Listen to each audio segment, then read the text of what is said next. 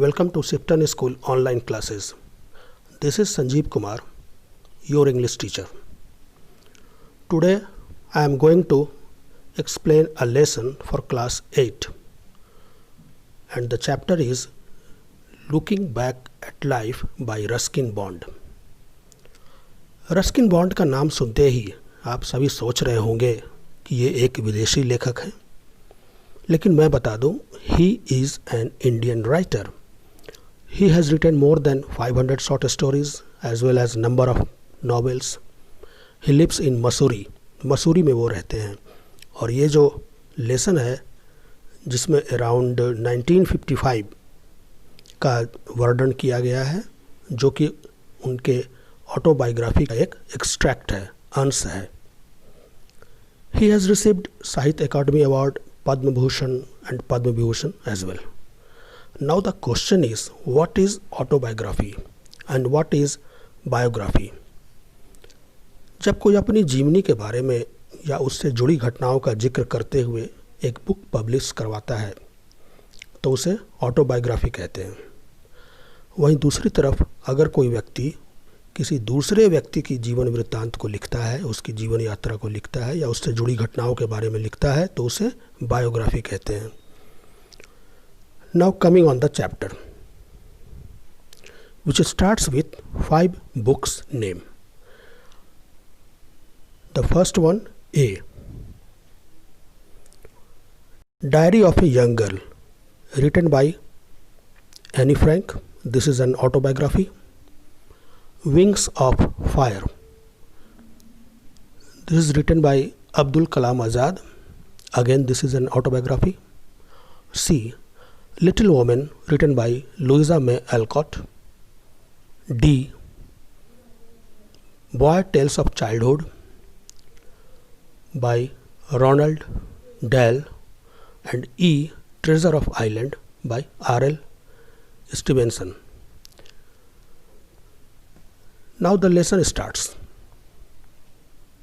Ruskin bond कहते हैं कि मेरा कमरा एक बरसाती था, यानी पूरे छत पर एक कोने में बना हुआ मेरा कमरा था.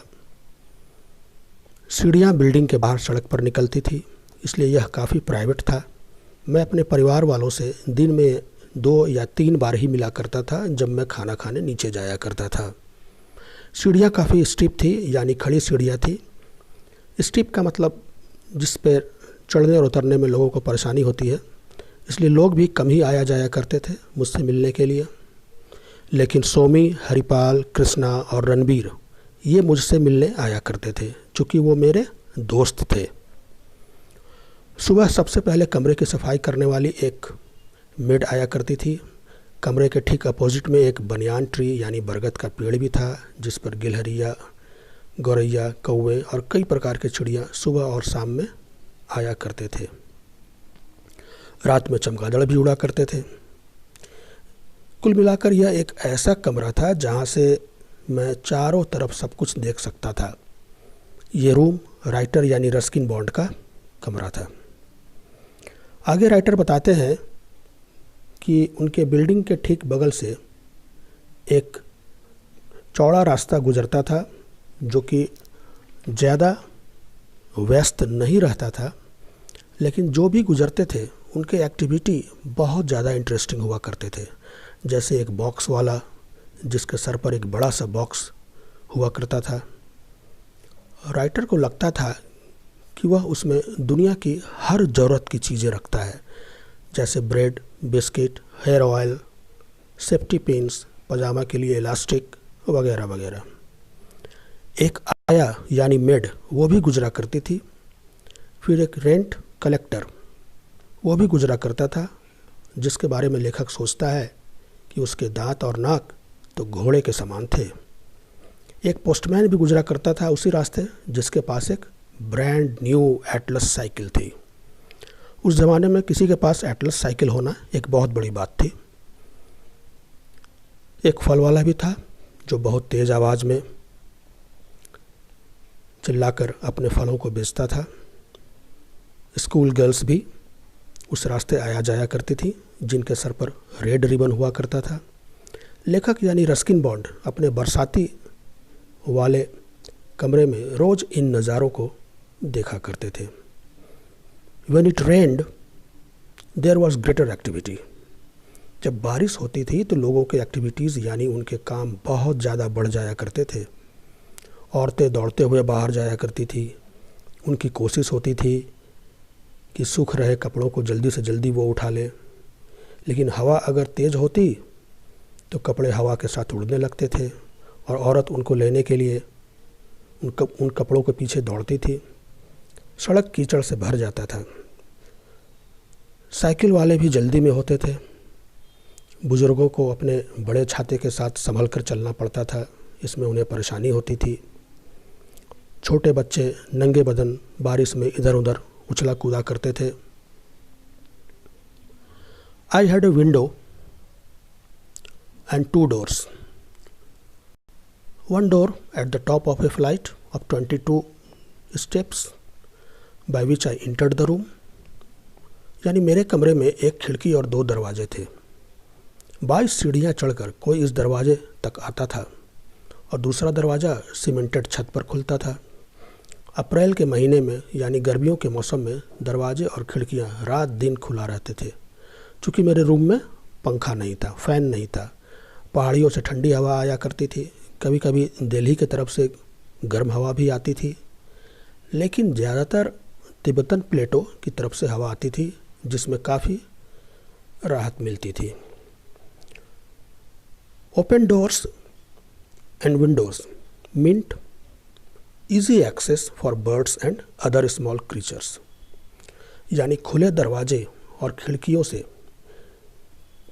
चिड़िया और दूसरे जीव जंतु कमरे तक आ जाया करते थे। एक मैना की जोड़ी अक्सर मेरे रूम में आया करती थी, जिसमें एक के सर पर बाल नहीं था। शायद वो किसी दूसरी चिड़िया से लड़ाई की वजह से उसके बाल उड़ गए होंगे। ये मैना अक्सर मेरी मौजूदगी को इग्नोर करते हुए कई बार कमरे के अंदर और बाहर आया जाया करती थी। मैं बनियान और हाफ पैंट पहने हुए कुर्सी पर आराम से बैठा ये सब देखता रहता था। दरवाजे के बाहर जो स्पैरोज़ यानी गौरैया बैठी रहती थी, तो मैं जानबूझकर दरवाज़ा नहीं खोलता था, क्योंकि मैं उन्हें डिस्टर्ब नहीं करना चाहता था। एक छिपकली भी कमरे में घूमती रहती थी। कभी कभी 2-3 छिपकली के रूम में सीलिंग पर दिखलाई पड़ती थी, जो कि मच्छरों और तितलियों की तलाश में रहती थी। कभी कभी ये मेरे डोर के पास डेस्क, बेड या फर्श पर गिर जाया करती थी। वो झाड़ू लगाने वाली मेड ने बोला था कि छिपकली का गिरना तो लक्की है। फिर मैंने पूछा, लक्की किसके लिए, मेरे लिए या छिपकली के लिए? उसने बोला कि तुम्हारे लिए लक्की है। She elaborated by telling me that if the lizard fell on my tummy, I had become fat and greedy. If it fell on my feet, I had travel. यानी उस झाड़ू लगाने वाली मेड ने कहा कि अगर वो मेरे पेट पे गिर जाए तो मैं मोटा और लालची हो जाऊंगा। अगर छिपकली मेरे पैर पे गिर जाए तो मुझे यात्रा करनी होगी, और अगर वो मेरे खुले पीठ पर गिर जाए तो मेरे कई सारे फ्रेंड्स बन जाएंगे। कुल मिलाकर वो एक अच्छी लेडी थी, जो कि स्लम एरिया से आया करती थी, और जो भी किराएदार थे इस बिल्डिंग में उनके घरों में झाड़ू लगाया करती थी। उसे बातचीत करना पसंद था। चूँकि मैं एक अच्छा लिसनर था, एक अच्छा श्रोता था, उसकी बातें ध्यान से सुनता था, इसलिए वो मोहल्लों की पूरी जानकारी मुझे अपडेट करती रहती थी। जैसे कि mister Lal had got drunk and fallen down his stairs breaking an arm. Mister Lal ने इतनी पी रखी थी कि सीढ़ियों से गिर गए, उनका एक हाथ टूट गया। मिसेस सहगल को टाइफाइड हो गया। किसी का बच्चा एग्ज़ाम में चोरी करता हुआ पकड़ा गया, और फिर एक दूसरा बच्चा दुकान से चोरी करता हुआ भी पकड़ा गया। और एक तेज़ आती हुई ट्रेन ने हाथी को कुचल दिया। शहर में एक सर्कस आ रहा है। फिर एक दिन उसने कहा, प्रधानमंत्री इसी रास्ते से होकर मसूरी जाने वाले हैं। उस वक्त हमारे प्रधानमंत्री नेहरू जी थे।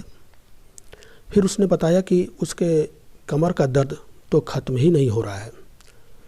I gave her A strip of aspirin tablets and after that I became her medical advisor, listening to all her complaints and handing out aspirin or anacin, oriental balm and oriental dose of Enos fruit salt. यानी फिर मैं उसे aspirin की गोलियां दिया करता था, oriental balm. इस तरह मैं उसका एक तरह से मेडिकल एडवाइज़र बन गया था। जैसा कि मैंने बताया था, मैं फ्रंट डोर खुला रखता था, यहाँ तक कि रात में भी। एक रात की बात है, मैं बहुत गहरी नींद से घबरा कर उठ गया, क्योंकि एक लोमड़ी जैकल कमरे में घुस आया था और हाउलिंग करना, चिल्लाना शुरू कर दिया। मैं डरते हुए उठा, लाइट जला दिया। मैंने देखा एक जैकल जो कि मुझे देखते ही सीढ़ियों से होता हुआ सड़क पर भाग गया। फिर बाद में मैंने बहुत सारे कुत्तों की भौंकने की आवाज़ सुनी, जो शायद उसका पीछा कर रहे थे।